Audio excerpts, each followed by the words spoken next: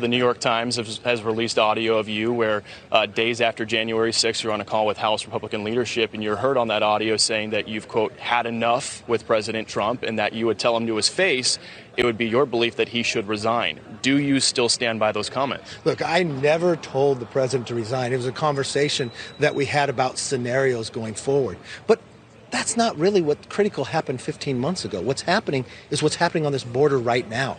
Our border is not secure. 160 different countries of people are coming across. We now have enough fentanyl in America to kill every American 7 times over, and it's actually doing it. It's the #1 cause of death to Americans between the ages of 18 and 45. This is real life things happening today, and this is what we need to be focused on. And regarding that audio tape, you had said the New York Times reporting on it was, quote, false and wrong. Then the tape came out. Did you lie? No, because what was brought to me is said that I called the president to say that to resign. I never called the president to say resign. From what I know of him, I mean, you guys all know him too. Do you think he'd ever back away? But what I think I'm going to do is I'm going to call him. This is what I think. No, it'll pass the House. I think there's a chance it'll pass the Senate even when he's gone. And I think there's a lot of different ramifications for that. You had said the New York Times reporting on it was, quote, false and wrong. Then the tape came out. Did you lie? No, because what was brought to me is said that I called the president to say that to resign. I never called the president to say resign. So recently, GOP minority leader Kevin McCarthy had an interview with Fox News. That was pretty interesting and just shows you the overall psyche of the GOP and their relation to Fox News. First of all, what you need to understand is that Fox News will never ask tough questions of Republicans or GOP leaders, what have you, that aren't related to being as MAGA, right-wing, unhinged as possible, right? That's the only time Fox News will give Republican politicians any level of pushback. And here, they're getting Kevin McCarthy for being insufficiently unhinged and MAGA, which is hilarious. And I think it's interesting just the anatomy of this exchange right here. We're watching what's happening in this country, a border that's not secure, inflation continuing to rise every day, streets that are not safe, parents that are being attacked by the attorney general saying that somehow they're terrorists because they want to go to school board meetings. That all changes when Republicans take the majority. Does the fact that this audio was leaked in the first place mean that there are some Republicans out there who have some knives out for you?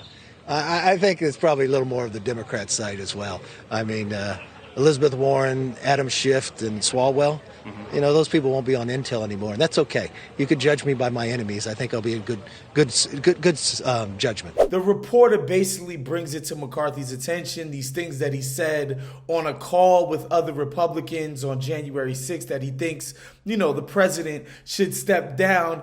And his dodge is, yeah, I said that on the call. However, I didn't say it to the president's face, so it doesn't mean that I actually meant it. It would be like somebody saying, look, I know I've told every single person in my family that I want to divorce my wife, all of my closest friends. I've hired an attorney. I've been on Zillow every single day at the freaking office looking at a new crib to live in, but I haven't said it to my wife yet, so that doesn't mean that I actually want this divorce. That's just a hilarious way to frame it, and it's so Weasley, but whatever. This is par for the course for a guy like Kevin McCarthy. Well, I just want to solidify. You never called President Trump and had a conversation saying, I believe you should resign. Never. And you asked President Trump, he just said in the Wall Street Journal too. No, never happened.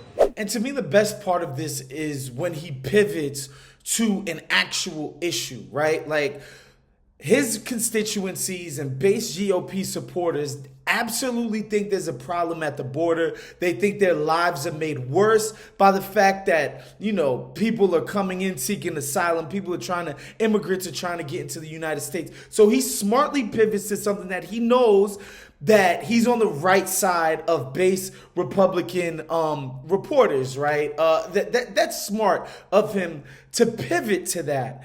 However, again, this is not something you ever see on Fox News, the reporter had a follow-up. Like, you rarely ever see a Republican say something stupid and crazy and a dodge, and somebody ask him a follow-up for something that's like reasonable. They're only going to ask follow-ups and do their jobs when you are perceived to be being not as unhinged and right-wing as possible. Yeah, and to me, the very best part of the exchange is the follow-up, where the reporter literally says, look, it was brought to you what the New York Times had.